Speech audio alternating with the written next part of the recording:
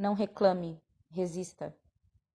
Esse é um texto de Andrea Dworkin, que está no livro Vida e Morte. Quero que pensemos quão longe nós chegamos politicamente. Eu diria que realizamos o que é eufemisticamente chamado de quebrar o silêncio. Começamos a falar sobre eventos, experiências, realidades, verdades não mencionadas anteriormente, especialmente experiências que aconteceram com mulheres e foram ocultadas, experiências que a sociedade não nomeou, que os políticos não reconheceram, experiências que a lei não abordou do ponto de vista daquelas que foram feridas. Mas às vezes, quando falamos em quebrar o silêncio, as pessoas conceituam o silêncio como sendo superficial, como se houvesse conversa. Tagarelice, na verdade. E sobre a conversa, há uma camada superficial de silêncio que tem a ver com boas maneiras ou polidez. As mulheres são ensinadas a serem vistas e não ouvidas. Mas estou falando de um silêncio profundo, um silêncio que vai ao coração da tirania, sua natureza. Há uma tirania que pré-ordena não apenas quem pode dizer o quê, mas o que as mulheres podem dizer, especialmente. Há uma tirania que determina quem não pode dizer nada. Uma tirania em que as pessoas são impedidas de dizer as coisas mais importantes sobre como é a vida para elas. Esse é o tipo de tirania que eu quero dizer. Os sistemas políticos em que vivemos baseiam-se nesse profundo silêncio. Eles são baseados no que não dissemos. Em particular, eles são construídos sobre o que as mulheres em todos os grupos raciais, em todas as classes, incluindo as mais privilegiadas, não disseram. As suposições subjacentes aos nossos sistemas políticos também se baseiam no que as mulheres não disseram. Nossas ideias de democracia e igualdade, ideias que os homens tiveram, ideias que expressam o que os homens pensam que são democracia e igualdade, evoluíram sem as vozes, as experiências, as vidas, as realidades das mulheres. Os princípios da liberdade que ouvimos enunciados como truísmos são princípios a que chegamos apesar desse profundo silêncio, sem nossa participação. É suposto que todas nós compartilhemos e tomemos como garantidas as ideias comuns de justiça social e cívica, mas essas ideias comuns são baseadas em nosso silêncio. O que passa como normal na vida é baseado nesse mesmo silêncio. O gênero em si, o que os homens são, o que as mulheres são, é baseado no silêncio forçado das mulheres e crenças sobre comunidade. O que é uma comunidade? O que uma comunidade deveria ser? São baseadas nesse silêncio. As sociedades foram organizadas para manter o silêncio das mulheres, o que sugere que não podemos romper esse silêncio profundo sem mudar os modos pelos quais as sociedades são organizadas. Nós começamos a quebrar o silêncio profundo. Nós nomeamos a coerção como tal quando ela é usada contra nós, embora já tenha sido chamada de outra coisa. Costumava ser um direito legal, por exemplo, que os homens tinham em casamento. Eles poderiam forçar suas esposas a terem relações sexuais, e isso não era chamado de coerção ou estupro. Era chamado desejo ou amor. Temos desafiado a velha ideologia da conquista sexual como um jogo natural em que as mulheres são alvos e os homens são heróis conquistadores. E dissemos que o próprio modelo é predatório e que aqueles que atuam com seus imperativos agressivos são predadores, não amantes. Nós dissemos isso. Nós identificamos o estupro, nós identificamos o incesto, nós identificamos a violência doméstica, nós identificamos a prostituição, identificamos a pornografia como crimes contra as mulheres, como meio de explorar as mulheres, como formas de ferir as mulheres, formas que são sistemáticas e apoiadas pelas práticas das sociedades em que vivemos. Nós identificamos a exploração sexual como abuso, identificamos a objetificação e a transformação das mulheres em mercadorias para a venda como desumanas, profundamente desumanas. Identificamos a objetificação e a exploração sexual como mecanismos para criar inferioridade, real inferioridade, não um conceito abstrato, mas uma vida vivida como pessoa inferior em uma sociedade civil. Nós identificamos padrões de violência que ocorrem em relacionamentos íntimos. Sabemos agora que a maioria dos estupros não é cometida pelo estranho perigoso e predador, mas pelo perigoso e predador namorado, amante, amigo, marido, vizinho, o homem ao qual estamos mais próximas, não o homem que está mais distante. E nós aprendemos mais sobre o estranho também. Aprendemos mais sobre as maneiras pelas quais os homens que não nos conhecem nos atingem e nos caçam. Nós nos recusamos a aceitar a presunção nessa sociedade de que a vítima é responsável por seu próprio abuso. Nós nos recusamos a concordar que ela provocou, que ela queria, que ela gostou. Esses são os dogmas básicos da pornografia, que nós rejeitamos. Ao rejeitar a pornografia, rejeitamos o fundamentalismo da supremacia masculina, que define de maneira simples e sem remorso as mulheres como criaturas inferiores às humanas, que querem ser feridas, machucadas e estupradas. Nós mudamos leis para que, por exemplo, o estupro agora possa ser processado sem a necessidade de corroboração. Não é necessário que tenha havido uma testemunha ocular que tenha visto o estupro antes que uma mulher possa prestar queixa. Antes, tinha de haver uma. Uma mulher agora não precisa lutar quase até a morte para mostrar que resistiu. Se ela não tivesse sadicamente ferida, espancada até ficar roxa e vermelha, atingida por um cano de chumbo, seja o que for, a presunção costumava ser de que ela tinha consentido. Nós padronizamos a forma como as evidências são coletadas em casos de estupro, de modo que a possibilidade de uma acusação ser ou não proposta não depende dos caprichos ou da competência dos policiais responsáveis pela investigação. Não fizemos nada disso por mulheres espancadas, embora tenhamos tentado fornecer algum refúgio, algum abrigo, uma rota de fuga. Nada do que fizemos para as mulheres que foram estupradas ou agredidas ajudou as mulheres que foram prostituídas. Nós mudamos o reconhecimento social e legal de quem é o predador. Nós fizemos isso. Temos desafiado o que parece ser a permanência do domínio masculino, desestabilizando-a, recusando a aceitá-lo como realidade, nossa realidade.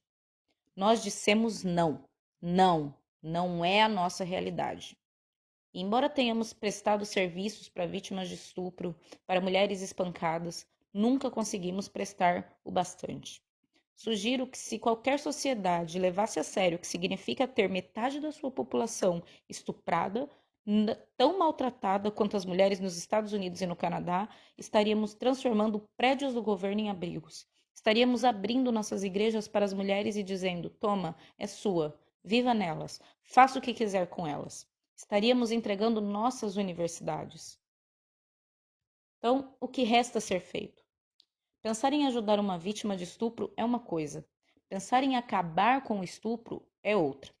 Precisamos acabar com o estupro. Precisamos acabar com o incesto. Precisamos acabar com a violência doméstica. Precisamos acabar com a prostituição e precisamos acabar com a pornografia. Isso significa que precisamos nos recusar a aceitar que estes são fenômenos naturais que simplesmente acontecem porque um cara está tendo um dia ruim.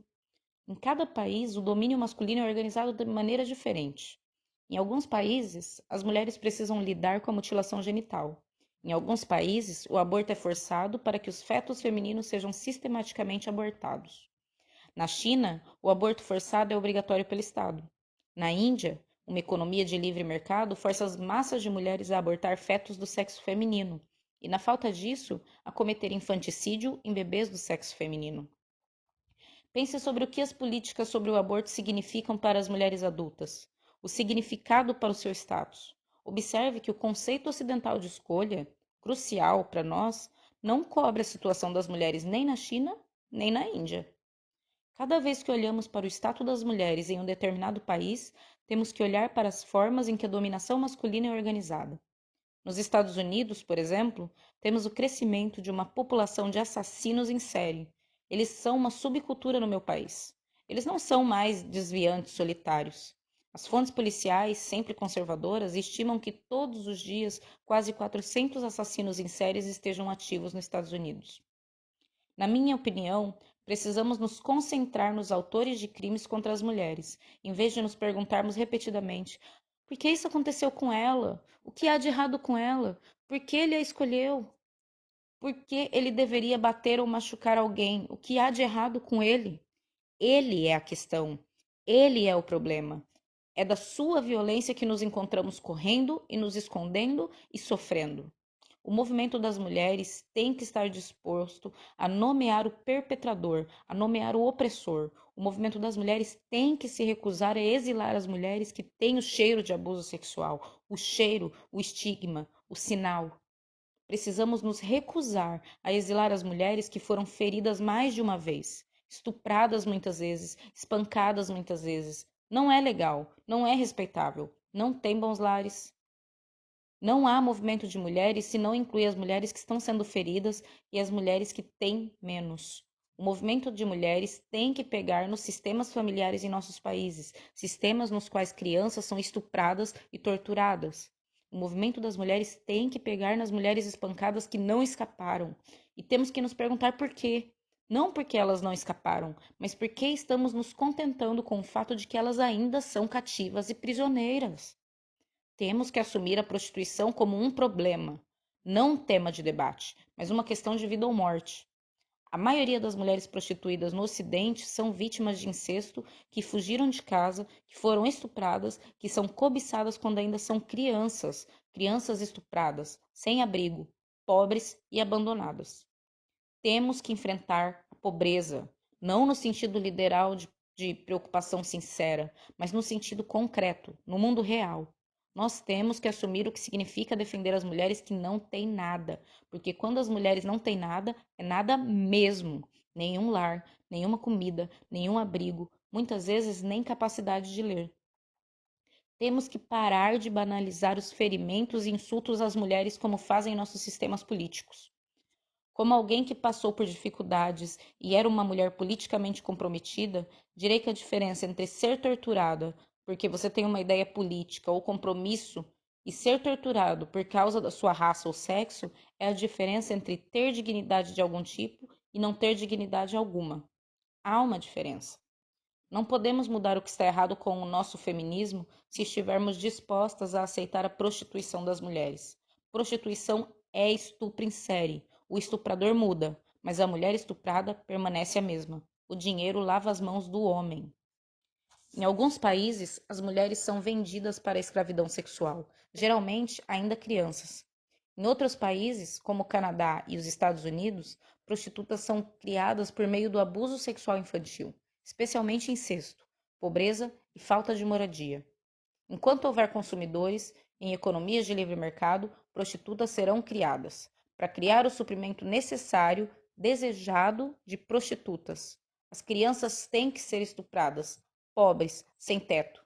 Nós não podemos aceitar isso, não podemos aceitar a prostituição. Precisamos ser capazes de processar o estupro marital com sucesso, conseguir condenações. O êxito da acusação de violação conjugal e a eliminação da prostituição desafiam dois extremos do mesmo contínuo. Os homens possuem mulheres ou não? Se os homens podem comprar e vender mulheres nas esquinas, sim, eles são donos das mulheres. Se os homens têm o direito de estuprar as mulheres no casamento, até mesmo um direito implícito, porque os júris não irão condenar, então sim, os homens possuem as mulheres. Somos nós que temos que dizer em palavras, em ações, em política social, em lei: não, os homens não possuem mulheres. Para fazer isso, precisamos de disciplina política. Precisamos levar a sério as consequências do abuso sexual para nós, para as mulheres. Precisamos entender o que o abuso sexual nos fez. Por que somos tão difíceis de organizar? Precisamos compreender que o abuso sexual nos quebrou em 1 milhão de pedaços e nós carregamos essas peças se esbarrando e batendo de um lado de dentro. Éramos pedras quebradas lá dentro, caos, medo, inseguras, quando não frias e insensíveis. Fomos heroínas em suportar, mas até agora covardes em resistir. Existe um tráfico global de mulheres. Enquanto as mulheres estiverem sendo compradas e vendidas em um tráfico de escravos global, não somos livres. Há uma crise pornográfica nos Estados Unidos. As mulheres nos Estados Unidos vivem em uma sociedade saturada de material explorador sexualmente brutal que diz: estupre ela, espanque, machuque, ela vai gostar, é divertido para ela. Nós precisamos colocar as mulheres em primeiro lugar. Certamente, a liberdade das mulheres deve significar mais para nós do que a liberdade dos cafetões. Precisamos fazer qualquer coisa que interrompa a colonização do corpo feminino. precisamos nos recusar a aceitar os dados. Precisamos nos perguntar de quais direitos políticos precisamos como mulheres. Não assuma que no século XVIII, pensadores políticos do sexo masculino responderam essa pergunta e não presumam que, quando a sua carta foi reescrita no século XX, a pergunta foi respondida. A questão não foi respondida. Quais leis precisamos? O que seria a liberdade para nós? Quais princípios são necessários para o nosso bem-estar? Por que as mulheres estão sendo vendidas nas esquinas e torturadas em suas casas em sociedades que se dizem baseadas em liberdade e justiça? Quais ações devem ser tomadas? O que nos custará e por que estamos com muito medo de pagar? E as mulheres que tiraram um pouco do movimento das mulheres temem que a resistência, a rebelião ou mesmo a investigação política lhe custem o pouco que conseguiram? Por que ainda estamos fazendo acordos com homens um a um, em vez de exigir coletivamente o que precisamos? Vou pedir que você se lembre de que enquanto uma mulher está sendo comprada e vendida em qualquer lugar do mundo, você não está livre, nem está a salvo. Você também tem um número. Algum dia a sua vez virá. Vou pedir que você se lembre das prostitutas, das desabrigadas, das espancadas, das estupradas, das torturadas, das assassinadas, das estupradas e depois assassinadas. E eu vou pedir que você se lembre das fotografadas, daquelas que qualquer um ou todos os itens acima aconteceram e foi fotografado. E agora as fotografias estão à venda em nossos países livres. Eu quero que você pense naquelas que foram feridas pela diversão, o entretenimento, a chamada liberdade de expressão dos outros, aquelas que foram feridas por lucro, para benefício financeiro de cafetões e empresários. Quero que você se lembre do perpetrador e eu lhe peço para lembrar das vítimas, não só essa noite, mas amanhã e no dia seguinte. Eu quero que você encontre uma maneira de incluí-los, os perpetradores e as vítimas, no que você faz, como você pensa, como você age, com o que você se importa, no que sua vida significa para você. Agora, eu sei que algumas de vocês são as mulheres de quem tenho falado. Eu sei disso. As pessoas ao seu redor podem não saber. Vou pedir-lhe para usar cada coisa que puder lembrar sobre o que foi feito a você, como foi feito, onde, por quem, quando e, se você souber, por quê. Para começar a destruir o domínio masculino em pedaços, afastá-lo, vandalizá-lo, desestabilizá-lo, confundi-lo, atrapalhá-lo, estragá-lo. Eu tenho que lhe pedir que resista, não reclame, que destrua o poder que os homens têm sobre as mulheres, que se recusem a aceitá-lo, que o abominem e que façam o que for necessário, custe o que custar, para mudá-lo. Não reclame, resista.